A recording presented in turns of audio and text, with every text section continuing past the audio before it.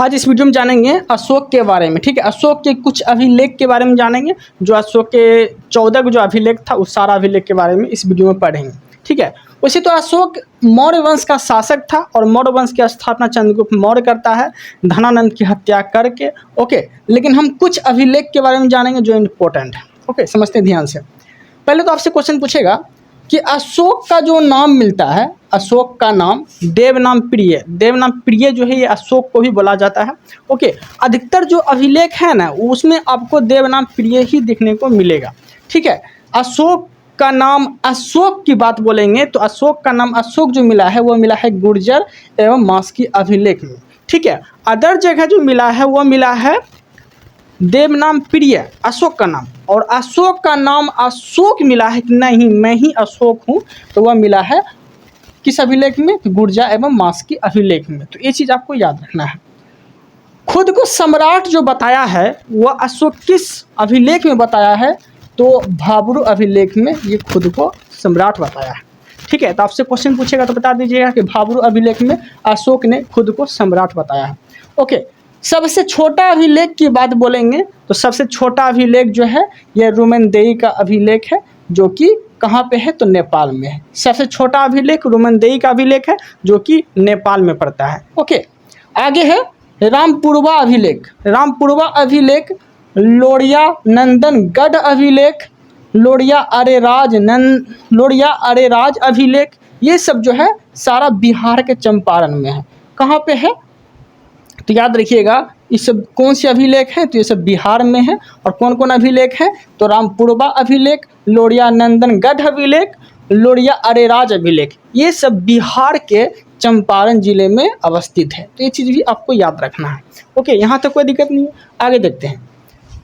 अशोक के टोटल जो अभिलेख थे ये 14 को अभिलेख थे। अशोक के टोटल कितने अभिलेख थे, तो टोटल अभिलेख की संख्या 14 को थी। ठीक है, जिसमें कि पहला अभिलेख में वह बात कही है अहिंसा के बारे में।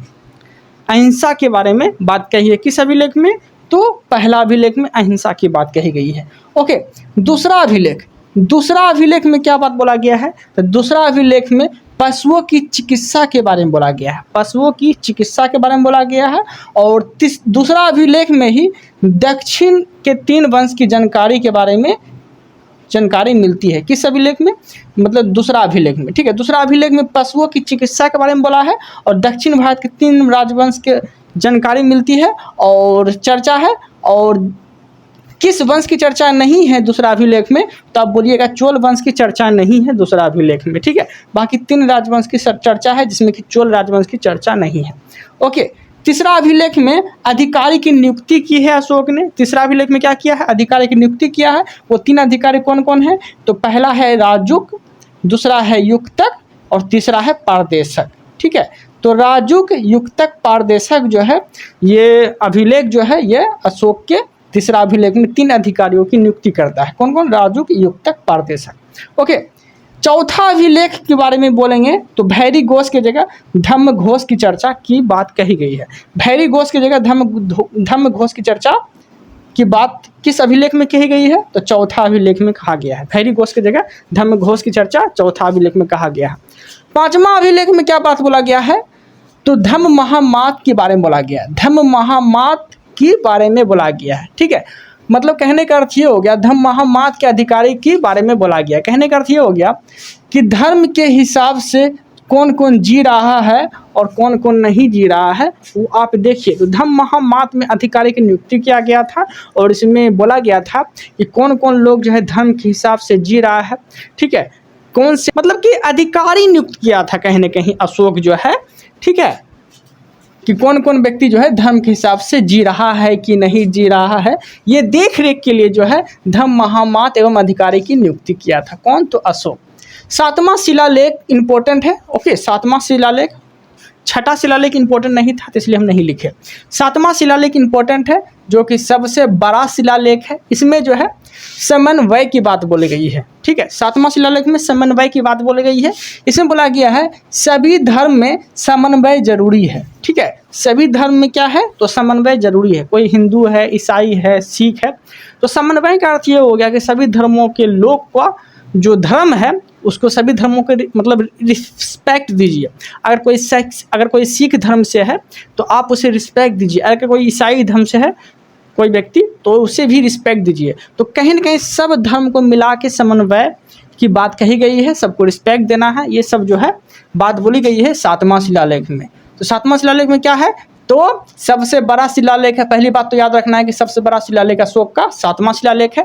इसमें धर्म समन्वय की बात बोली गई है, ठीक है, सभी धर्मों का समन्वय की बारे में बोला गया है। ओके, 8वां शिलालेख में क्या बोला गया है, तो धर्म यात्रा के बारे में बोला गया है। इसमें जो है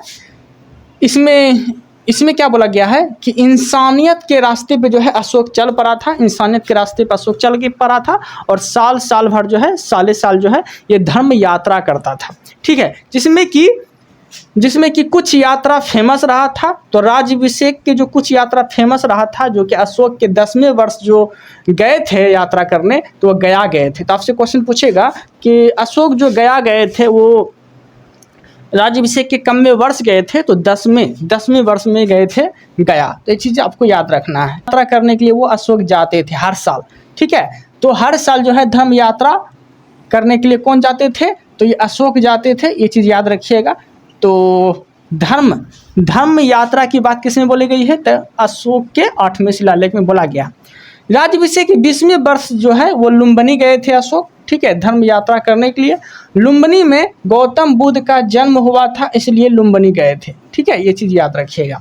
ओके, देन आगे है 12वें शिलालेख। 12वें शिलालेख में क्या बात बोला गया है, इसमें बोला गया है स्त्री महामात्र के बारे में, मतलब स्त्री की स्थिति के सुधार को देखरेख के लिए अधिकारी की नियुक्ति किया गया था, और स्त्री की देखरेख के लिए, स्त्री की स्थिति को समझने के लिए, ठीक है, अभी भी राष्ट्रीय महिला आयोग जो होता है ना, उसी तरह से उस समय भी स्त्री महामात्र की चर्चा, स्त्री के अधिकारी नियुक्त किया जाता था और स्त्री की बातों को रखा जाता था, सुना जाता था, ठीक है। तो स्त्री महामात्र की चर्चा जो है अशोक के 12वें शिलालेख में बोला गया है, ये चीज़ याद रखिएगा।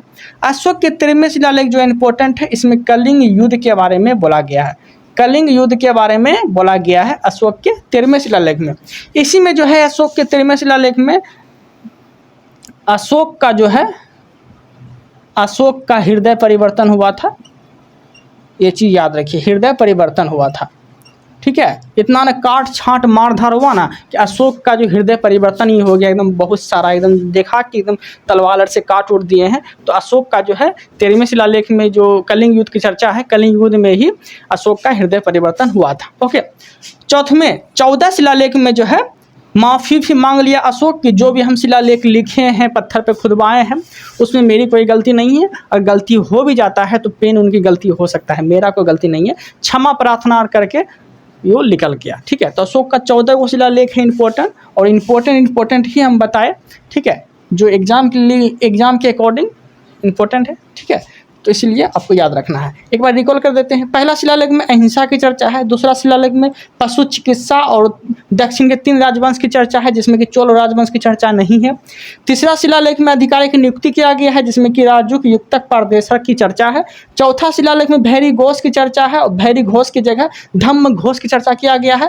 5वां शिलालेख में धम्म महामात्र के बारे में बोला गया, जिसमें कि अधिकारी नियुक्त किया गया था कि कौन कौन लोग जो है धर्म को, मतलब कि कौन कौन से लोग जो है मतलब धर्म को देखने के लिए अधिकारी नियुक्त किया गया था कि कौन कौन लोग जो है धर्म के हिसाब से जी रहे हैं। ओके, 7वां शिलालेख सबसे बड़ा शिलालेख था, इसमें समन्वय की बात की गई है, और सभी धर्मों को समन्वय जरूरी बनाने की बात कही गई, सभी धर्मों को समान दिया गया है। 8वें शिलालेख में धम्म यात्रा के बारे में बोला गया है। इसमें जो है अशोक इंसानियत के नाम पे जो है इंसानियत के रास्ते पे चलते थे, और हर जगह जो है साल जो अपना धर्म यात्रा करते थे, ठीक है। जिसमें कि कुछ यात्रा फेमस है, राज्याभिषेक के 10वें वर्ष जो है गया गए थे, ये चीज़ याद रखिएगा, और राज्याभिषेक के 20वें वर्ष जो है वो लुम्बिनी गए थे, लुम्बिनी में महात्मा बुद्ध का जन्म हुआ था, ये चीज़ याद रखिएगा। 12वें शिलालेख में स्त्री महामात्र की चर्चा है, स्त्री की स्थिति की सुधार देख रेख के लिए अधिकारी का नियुक्त किया गया था। 13वें शिलालेख में कलिंग युद्ध की चर्चा है, इसी में जो है अशोक का हृदय परिवर्तन हो गया था, माफी मांग के जो है वो निकल गया है कि मेरा कोई गलती नहीं है, पेन उनका गलती है, ठीक है, इस तरह से वो निकल गया। तो ठीक है, इस वीडियो में इतना ही रखते हैं। आप लोग को मेरा कंटेंट अच्छा लग रहा है तो चैनल को सब्सक्राइब कर लीजिएगा, ताकि हम जब भी कंटेंट अपलोड करें तो आप तक पहुँच जाए। Thank you, thanks for watching.